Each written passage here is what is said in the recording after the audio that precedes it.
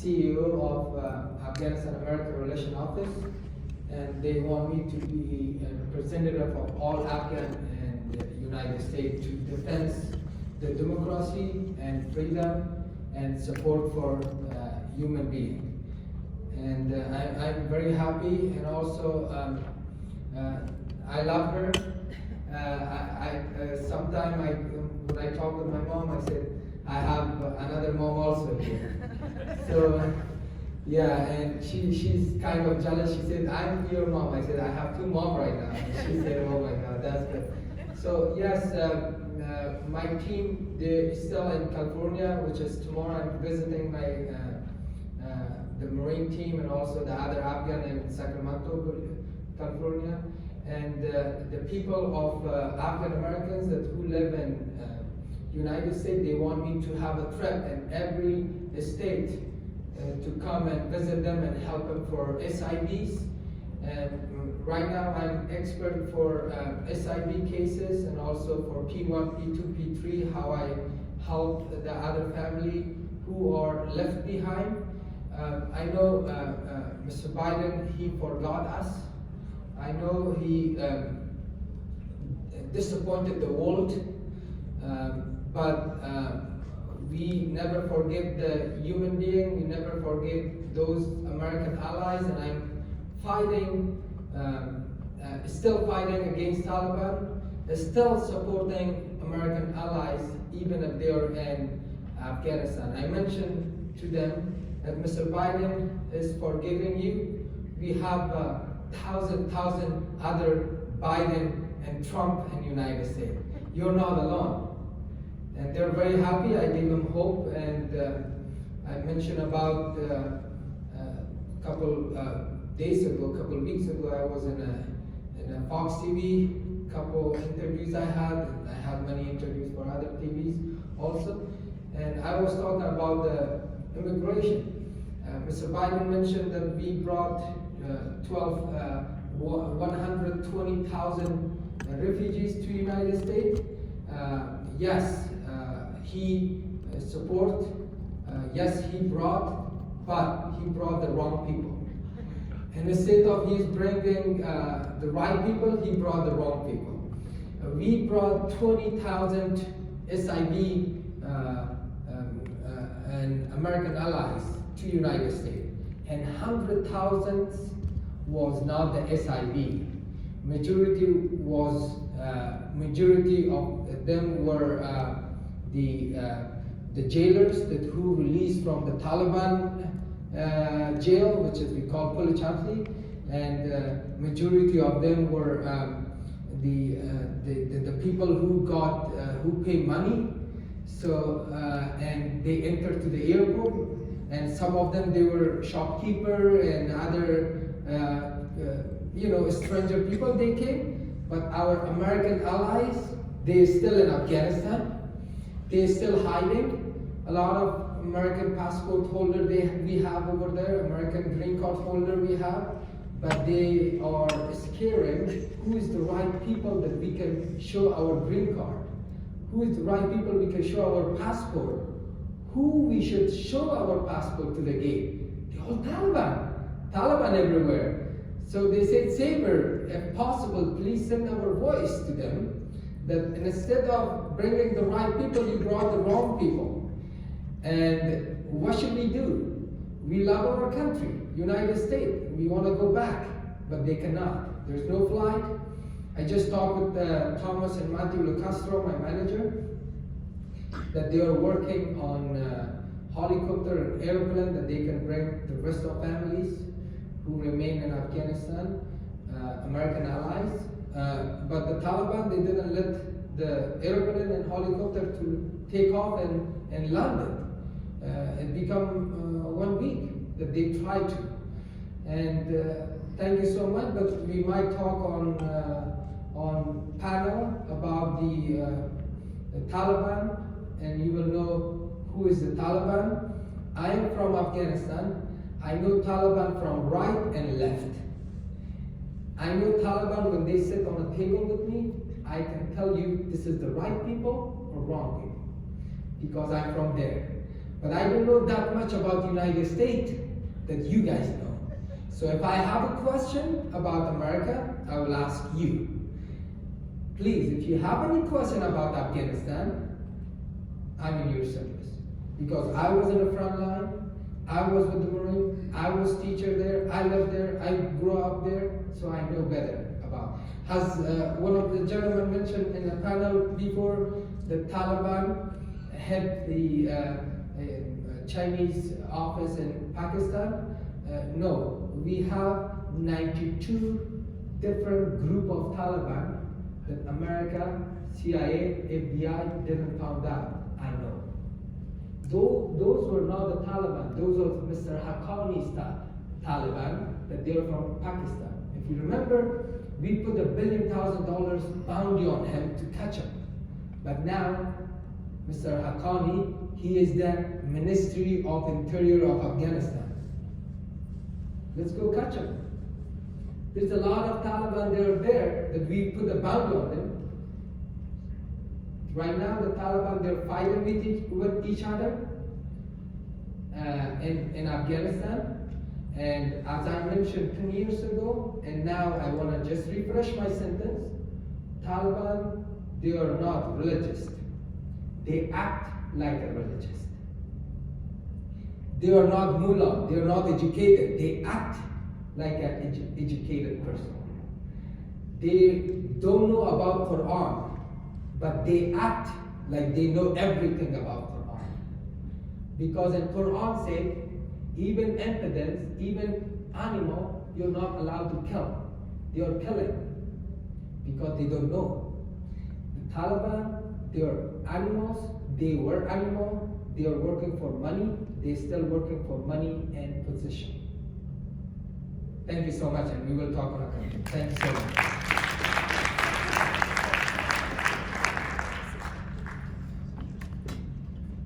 Thanks, Saber. We're going to bring the rest of our panel back up, and you can ask questions of anyone in the time that we have remaining. So if you have questions for Saber or for Mr. Lee or for Keith Fitzgerald, Trevor Klein, our other director. So, Saber, tell us what's happening with your family now. My family, half of my family, they're in Dubai, and half of them, I always shake our colleague and friends, and half of them they are in Dubai. Means my mom and my brother, that he was in the movie. The first night the Taliban said that leave north of Afghanistan, let's get Saber Rock brother. But before Taliban planning, I did my plan. So I said, no, I do my plan. So I did a plan. I moved him by bicycle. I moved him from other tactic that I use, and I failed the Taliban plan. So they are in Dubai right now. And other brothers that I have, two brothers, that one is a doctor, one was an officer, and my sister, they is still in Afghanistan and next to the airport. They're moving from one location to another in a safe houses, and they are waiting for helicopter and airplane. It become 3 weeks, almost 4 weeks that nobody helped them yet.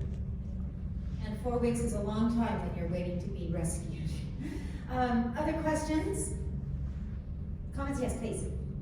Yeah, I have a question for Mr. Rock. So, those interpreters, those translators actually have been working as in Afghanistan and supporting United States forces. So, what about their families? Their families are still in there. They're trapped, and also, is there any way, because since the Taliban were overtaking the city and in Afghanistan, I could not sleep because my family is stuck in there, and I am really worried about it because I have two younger brothers that the Taliban actually a couple of times beat him, and I'm really worried for the second one because the Taliban could not recognize them. And in Afghanistan's society, you can see there are like more traditions. In one village, in one area, every people knowing each other. So what will happen to those family actually supporting us? I mean, my family support me to be a translator. My family support me to love United States forces, United States, and serve with the United States forces. So what happened, and what is the answer for that? So I totally understand about other process, but I think we are some people completely just forgot it. Thank you. That's a good question. As I mentioned, that we brought the wrong people. United States, they brought the wrong people to United States. But those families that they remain in Afghanistan, or our allies, or the interpreter family, they have a P2 section we call Priority number 2, that they can apply for Priority number 2 if any American can sponsor. So in P2 section, we supposed to find American sponsor to refer those family for USCIS, and I already posted on my Facebook page, Afghanistan American Relation Office, the link that any American can go to that link and collect, and then they can sponsor interpreter's family that they remain in Afghanistan. That's number one. And number two, there is fundraising for different companies, a lot of retired military forces like Jerry Torres, Tom Lucastro. They're working together to collect money and pay to the civilian or Dubai's helicopter or airplane to get the visa and ticket and bring those family in. But unfortunately, the State Department, they froze their money, in the donation money, because they don't want to help our American allies. And also the Taliban, they're not letting the airplane to take off or land it. But the people of Afghanistan, and also that we have a lot of demonstration against Taliban in Kabul city. Every day we have demonstration. I think the United States will help us to talk with the chief of the Kabul airport, which is the chief of Kabul airport is one of the mullah that he don't know and he's uneducated, and he said we let the American to take their helicopter and airplane off, but this is the good time that we can arrest the American allies in Kabul. So hopefully we can work. I know a lot of family, they're hiding right now, but we work together. I have two follow-up questions, and then we have a question from the audience. What does sponsorship entail? In other words, if someone here wanted to sponsor a family, what are they obligated to do? And then Simon, are Hong Kong protesters, are they also eligible to seek P2 status so that they can also be sponsored to come? Because we have the same problem with demonstrators and protesters in Hong Kong whose lives are in danger. Well, quick answer is a lot of Hong Kong people, they rather choose the UK, but I think part of the reason why they're not coming to the United States has to do with it is extremely complicated, and it is quite hard to settle in this nation.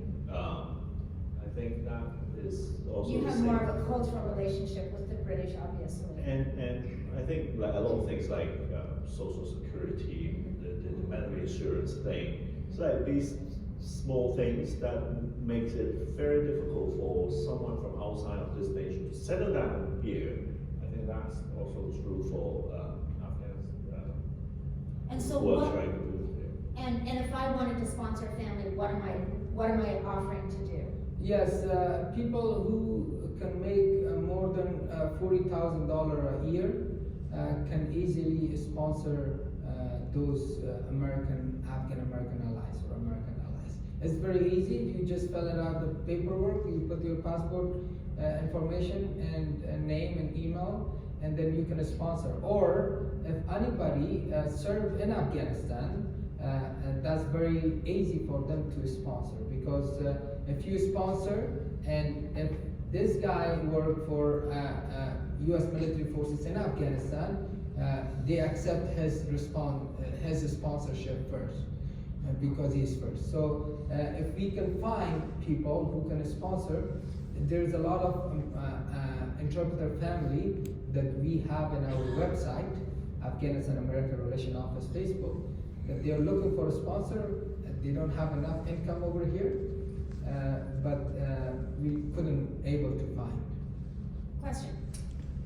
So maybe this is for Keith, but I think anyone can answer. So earlier this morning, Bruce Johnston made the argument that Russia was supposed to overcome the U.S. as a superpower. That didn't happen. Japan in the 80s was supposed to take over the U.S. That didn't happen. So China is now supposed to take over the world. Is that going to happen? I have answer also. But you go ahead. Why don't you go ahead first? Let me tell you one thing, then I will answer your question. The China right now, people of Afghanistan, whenever we talk with proof, not from our own packet. The China, they have their own drone, and they sell their drone to north of Afghanistan, we call Panjshir province, to attack on Panjshiri people, on Panjshiri northern line. So right now, not Haqqani Taliban, the Taliban, we have two groups right now in Afghanistan that they don't like each other. One Haqqani, Mr. Haqqani, that he is 80% Pakistani, ISI guy, and we have another Taliban from Afghanistan. So the Haqqani don't like Chinese a lot because they bomb, and also they coordinate with Taliban Mullah Brother that they do suicide bomber next to the airport, Kia airport, 13 soldiers killed. That's their coordination. But the Taliban said we didn't do it. No, they did it. Whatever they do, they if it's good, they say we did it. If it's wrong, they say no, we didn't. So do not trust that. We know the Taliban did, and they coordinate. But the Taliban of Afghanistan coordinate with China, brought a lot of equipment. You know, America left $1,000,000,000 in the airport. 19 German shepherds left. A lot of tanks, ammunition, weapon, everything. Shame on me. As American, shame on me. I was trying to go back to Afghanistan with 5 fingers to bring our money and our ammunition, but they didn't let me because everybody was sleeping, and I talked with Fox TV that wake up America and get your stuff. But China is supporting Taliban right now, and we have a proof for that. And I don't know what group China is supporting Taliban. I think they are coordinating. Pakistan, China, and Taliban, they work together with Russian to support Taliban and to kill American allies. American allies, who they are, those groups that they fought for democracy, they fought against Russia, against Mr. Hitler German, against Pakistan, we call Mujahideen. Ahmad Shah Massoud, the hero of Afghanistan, killed 2 days after 9/11. His son, Ahmad Massoud, is the leader of all Afghanistan. 99% of people of Afghanistan, they are voting and they are respecting and following Ahmad Massoud, son of hero. And they are begging Chinese that please stop supporting devils. And they are begging Americans to please, we need your support. And we don't need your soldiers, your personnel. We need your air support, just air support.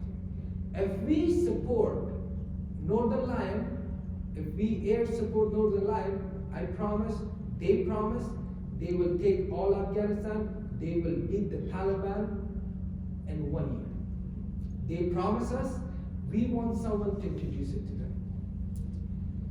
I think that it is very dangerous to assume that history will be different.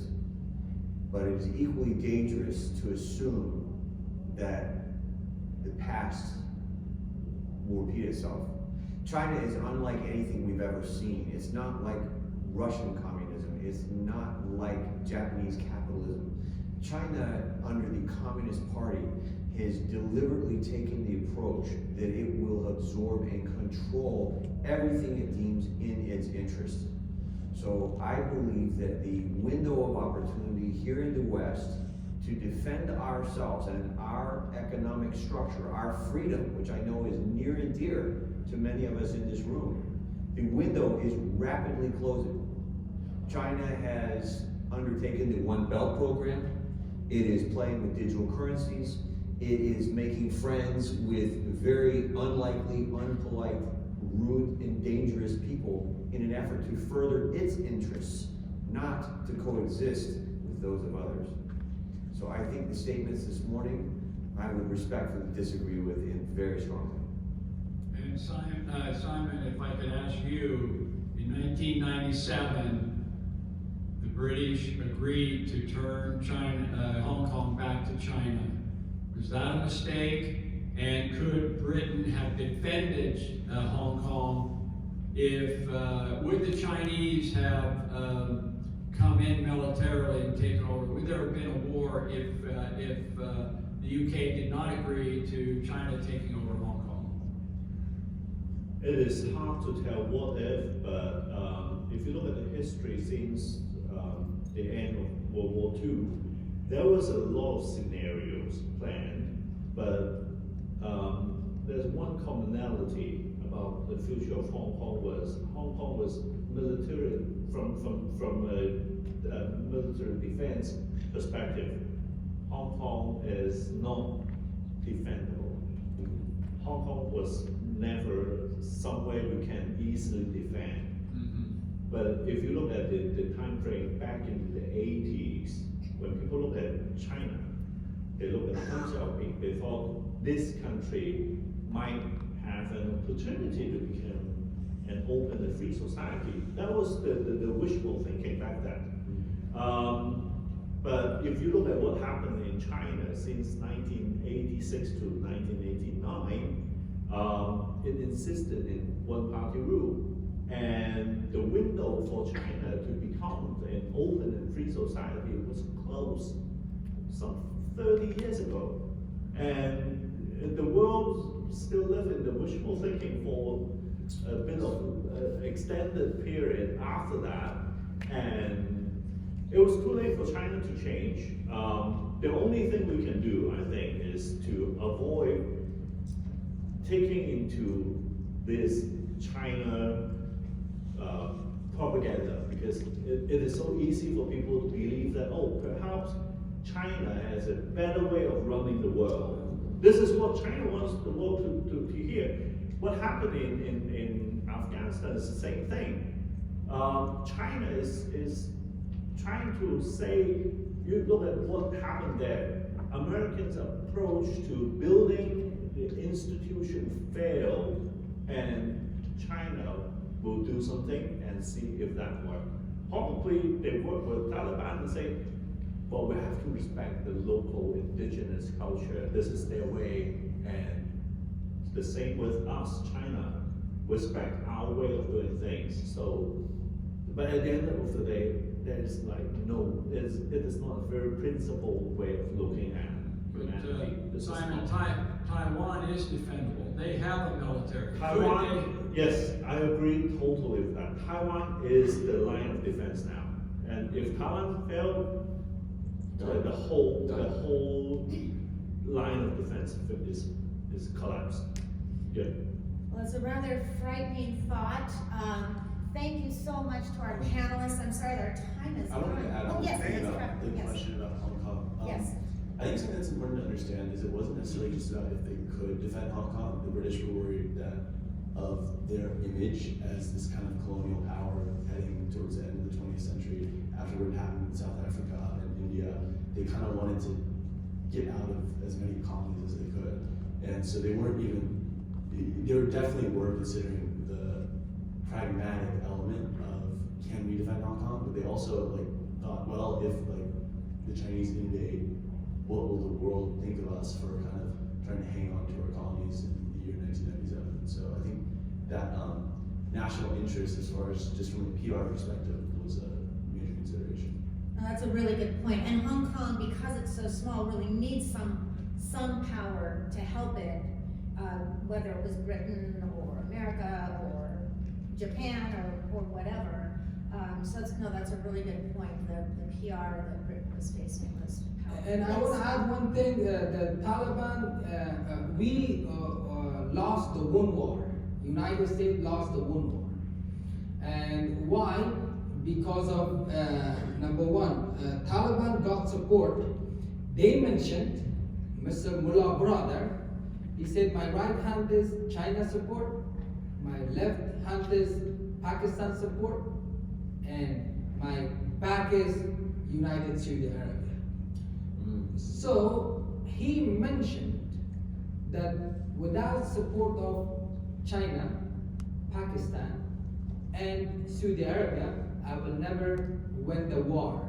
And Taliban, they're getting, shame on me, not us, me. Why? I said me because I'm a US citizen, and I shamed by myself that why we trust Taliban. Taliban, they're celebrating day by day that we won the war, we beat America. Me, I'm alone, I said no, you didn't beat. We beat you, and we will come back. People of Afghanistan said, kindly, that please, let's go back, not sending soldiers, sending air support. Go ahead, Yes. Hey, Saber, first I want to say that you are the definition of brave, and thank you for all that you did for the United States, for Afghanistan.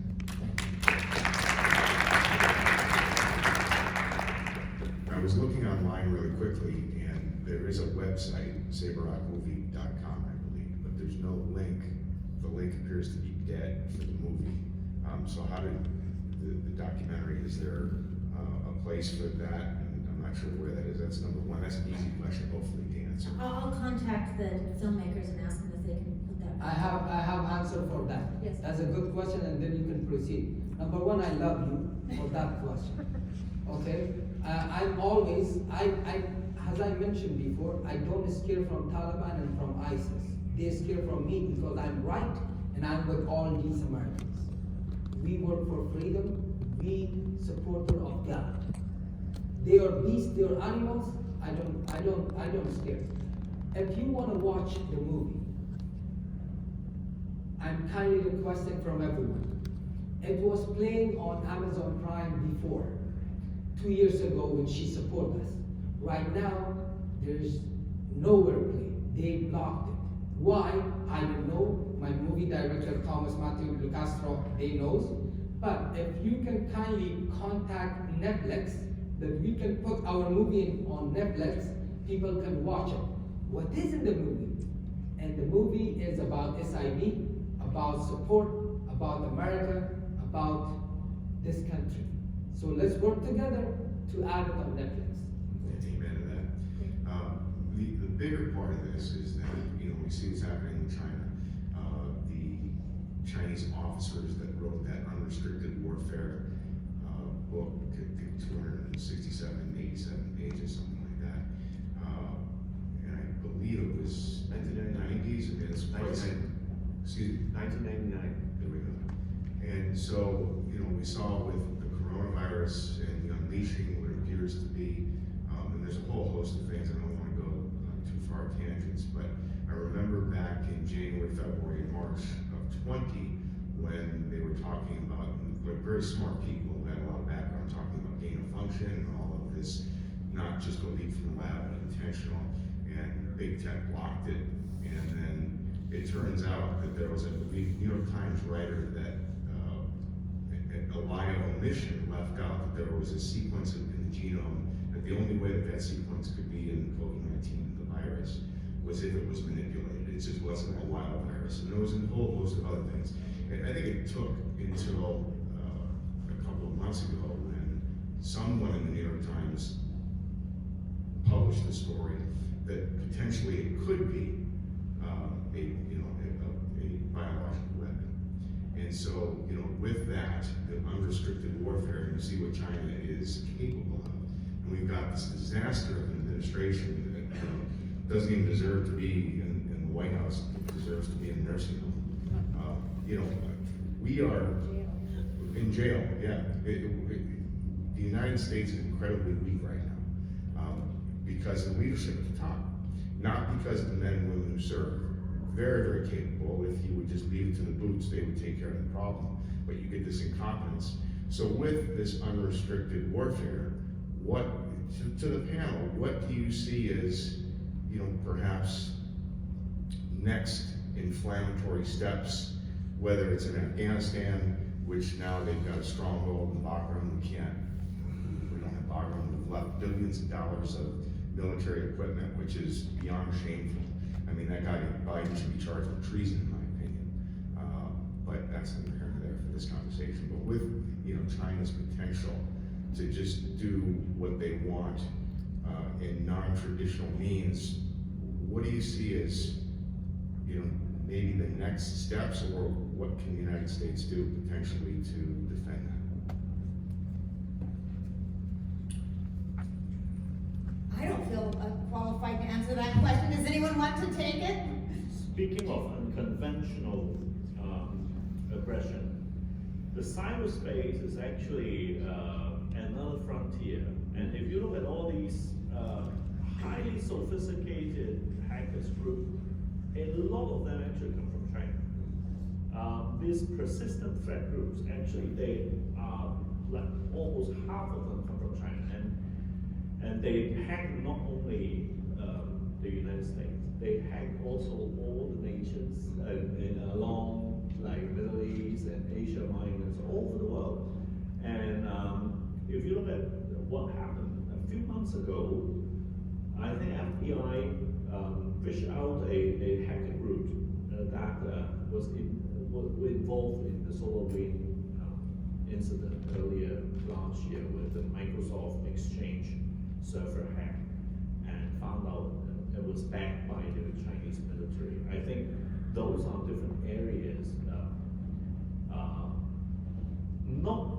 Not as much the government has to do with it, but the private sector has to be more cautious about whenever you have some deals with China in terms of technology and security. Probably there's a line to draw where you give access to Chinese related companies and technologies. That's why Huawei is a legit security concern for America.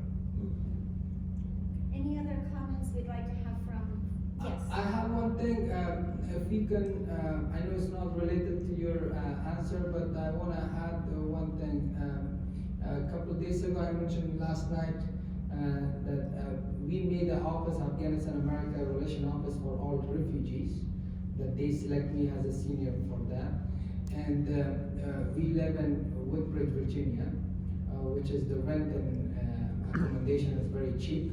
And our office is looking for a house, food, and paperwork for new refugees, for American allies, interpreter, and like those families that when they come, I'm doing, and my team is working 25 people, they're working volunteer for them to teach them about American culture, to teach them English, and also guide them for living. But we need a space to rent.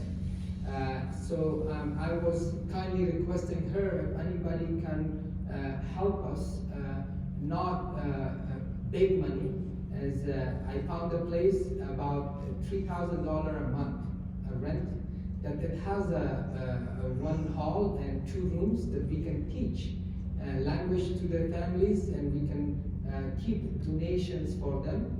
A lot of people, they brought the donation, we don't have a space. I always going to the airport, welcoming on behalf of the United States, on behalf of every single of you, I'm giving flower to those American allies. Welcome to America. And I'm talking on behalf of all American citizens. And they're looking for a room or a space or office that we can proceed our education. And the rent was about $3,000. If we can find 10 people, 15 people can pay $200 a month, 10 people or 15 people, we will support. We don't need money for our salary. We are working free, volunteer for the family. We need just $3,000 rent You for need a 1 place year. to meet. Yes. A place to meet. And that's the Afghanistan American Relations Office. Relations Office. Afghanistan American Relations Office is the name of the organization. They also have a Facebook page that you can go to, and I think that's It has 100,000 people follower right now. We created in 2001 by Congressman Dana Robacher and also other congressmen that they gave us idea to work on that team. Afghanistan American Relations Office, before it has different name. One of the institute that I had in Afghanistan, it has like 3 million followers. But we just made this for all Afghan Americans. It's not just for Afghan American citizens, it's for American and Afghan American to work together and show their sympathy and support human beings. because if you don't know the language as a refugee, it's really hard to acclimate, to settle in, to get a job, to navigate. So it's a wonderful thing you're doing to try and teach English and help in other ways. Well, again, thank you so much to our panelists. Thank you, Trevor, for bringing that wonderful film. I can't wait to see what you do next. I know that you're planning to do a feature film on it. Saber, my hero. Simon Lee, you've done so much good in Hong Kong, and we're so honored to have you with us. And Keith, your expertise in every way. This is part of what we do at Freedom Fest, and you can see that the marriage of Freedom Fest and Anthem is a real advantage because I provide the films and bring in the directors, but then Freedom Fest provides the speakers, and this is what we do after almost every film. We have a panel like this and Q&A, so it's just a great opportunity to go beyond the typical film festival to have really meaty philosophical discussions and questions afterwards. If you're interested in coming to Freedom Fest, we have the special this week where you can sign up for just $299. It's our lowest, the lowest we've charged since 2007 in a very inflationary time. You can either come up and get one of these, or you can just write down the code ONSITE 299, ONSITE 299. That code is good for the rest of this week.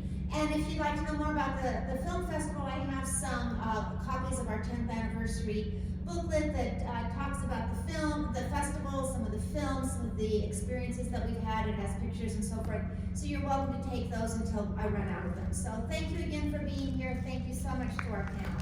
And thank you, ma'am. On behalf of Afghanistan, I want to say thank you. Just received message, and people of Afghanistan say thank you very much for your support, and you bring our message and global our message. Thank you. God bless.